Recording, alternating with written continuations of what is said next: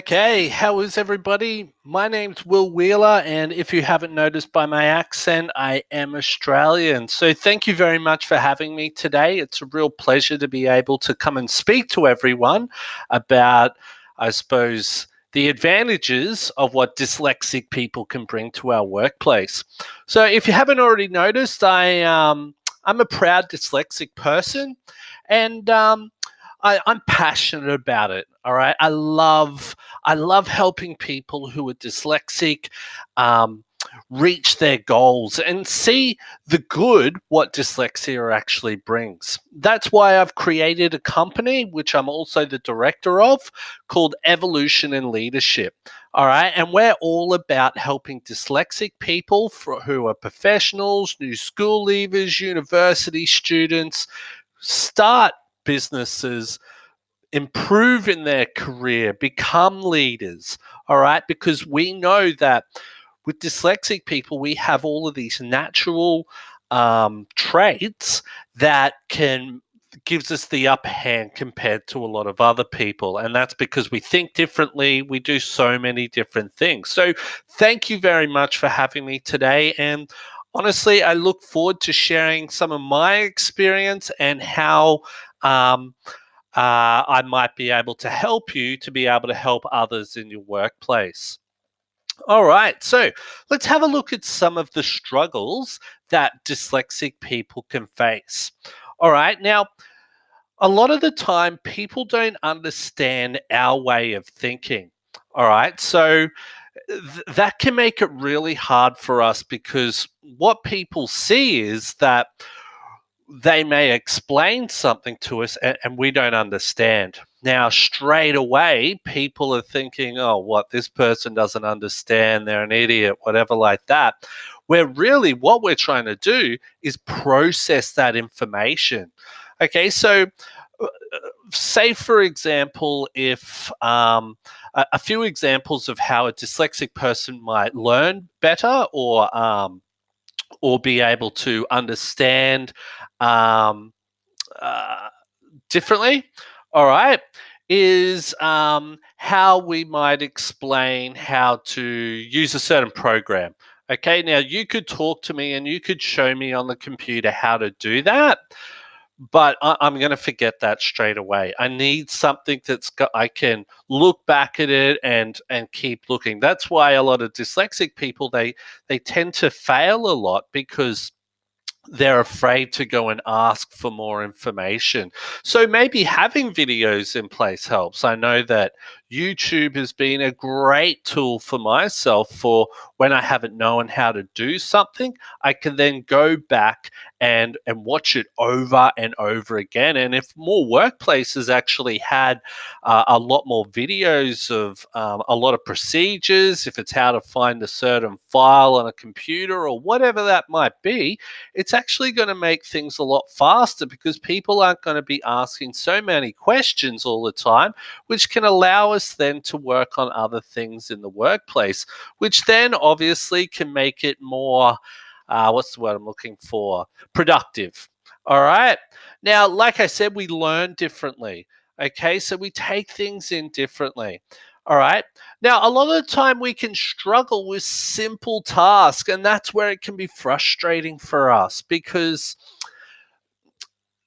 we know that it's simple, but and other people know that it's simple as well, but it's just those little things or how we learn or how we understand things that may make it hard for us.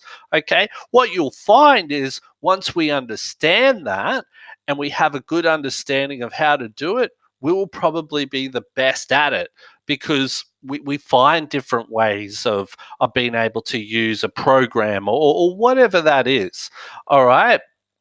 So that's why it's really important that we explain things properly, have tools in place that we can refer to after something has been explained to us. Okay, now what we do is, well, we often get frustrated because people think that we're stupid. All right, now I've had people, whenever obviously I'm pretty open with my dyslexia and I actually know the benefits of it. Now, When I speak to a lot of other dyslexic people, they're very deflated and all that type of thing because of what they think people think of them. All right. Now, being dyslexic doesn't necessarily mean we can't read or spell or anything like that. I write blogs which are like 1,500 words long sometimes. And that's, I find different ways to be able to do that. Okay, so sometimes what I've found is the way that people can come across to people. So, for example, I said to someone one time, "Oh, look, I'm dyslexic and blah, blah, blah." We're speaking about some topic. And the person, very nice guy and everything like that, but, he sort of came across as in, oh, like, oh, so what problems do you have? Can you read? And I'm thinking to myself, of course I can bloody read. So sometimes we need to be able to know how to come across in the right way that it's not offending us, one. And just ask the questions, what do you struggle with? Or even better questions to ask, what can we do to help? All right. So it could be things like saying, oh, look, are we able to film this procedure being done so I can watch it later? Or where can I access information that I don't need to be asking questions all the time? Um, I think a big thing as well that I notice with a lot of people is we've got so many people who are grammar Nazis, and they are the worst people in the world because dyslexic people, it's more about just getting the message across. All right. People understand what we're trying to get across there. So maybe we need to have different systems. If we want to have better grammar and all that, get people to write things down. Use programs like Grammarly. Find people who can check over our stuff if needs be. All right.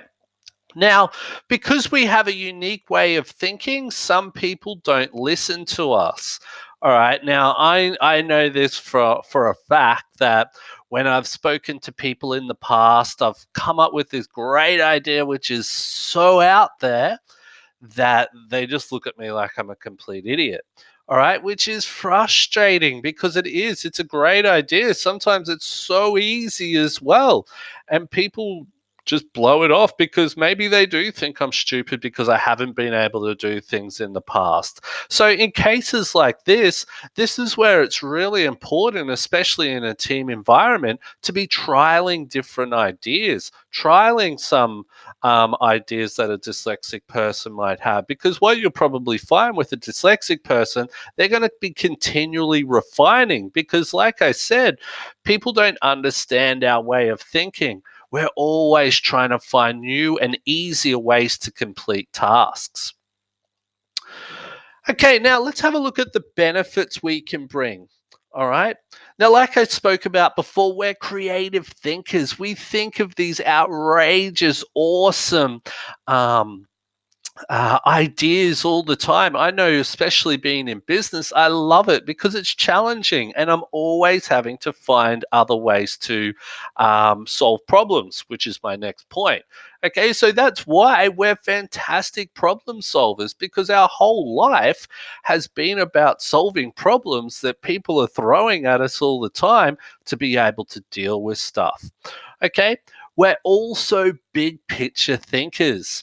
Um, so, how can I explain this one? So, for example, especially with business here, where all I know that what I'm always looking at is the end goal. I'm thinking of big time. Okay, so at the moment, for me, I'm only a small business, but my goal is to make it big, and I know what the steps are I need to do to get to that point. So, if we're and that's probably why dyslexic people can become good leaders because we can see the small things to get to the big picture as well. Another great thing is that we can work well in teams because, as a dyslexic person, we know the benefits of what team members bring to us. All right. So, for dyslexic people, we're brilliant at working to our strengths and being able to identify what our weaknesses are, which are just as good as our strengths, to be able to, I suppose, employ the right people who can help us with our weaknesses there. All right. So that's where working as a team for us is fantastic. And that's where we can build fantastic teams. We're also great communicators. All right. For myself, I love communicating, if you haven't already noticed. I love getting up on stage and performing. And for me, doing a presentation, it's not just a boring presentation. I love to perform it because I love to connect with the audience. I love seeing people um, I don't know. I just love drawing in those people and just knowing that they're feeding off everything that I do. So dyslexic people are great communicators because that's what we've had to do our whole life to be able to get across certain types of messages. And like I spoke about before, we work well to our strengths. All right, our strengths are probably better than most other people's strengths because we've learned to refine that. We've learned to be able to become better at them because, you know, that's what we're good at. All right. So, going on to my next point now, how can we help an organization? Sorry. All right. Now, like I spoke about, understand how to communicate more effectively. All right. So, like I spoke about before, being able to speak to people in a way that they're not going to get offended. And a lot of the time, too, we're not even realizing that what we're saying is offensive. All right. So it just might be about asking questions. Ask how a person might want to would understand a certain task easier. Okay. Not saying, oh, can you read? Oh, look, you've done well here, but there's still a lot of mistakes, things like that. If they're making mistakes, go, okay, I understand the message here that we're getting across. Let's get someone to do the punctuation. Okay, I know for a fact that with a lot of the blogs that I write, my girlfriend, she checks over everything after I finished with it.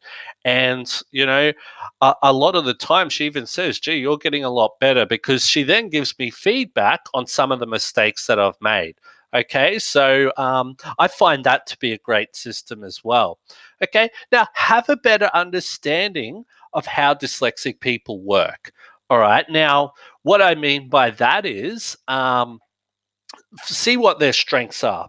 Okay, what environment do they work well in? I know sometimes I work a lot from home a lot of the time, and when I'm at home, I actually find I get a lot more done because I'm not distracted. Don't get me wrong. If I'm in an office environment, I'll talk your ear off because I love to have a chat and I get distracted easily.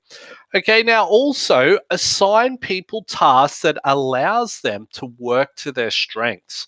Okay, so you if you've got a dyslexic person in your workplace, don't assign them something that they're not good at.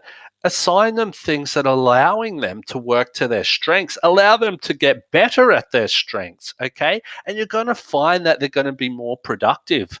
All right, so a good example of that was I spoke to one of my bosses one time and I said, look, I'd love to get more involved. And she said, okay, great. We're having a meeting today. Um, and she made me the minutes taker.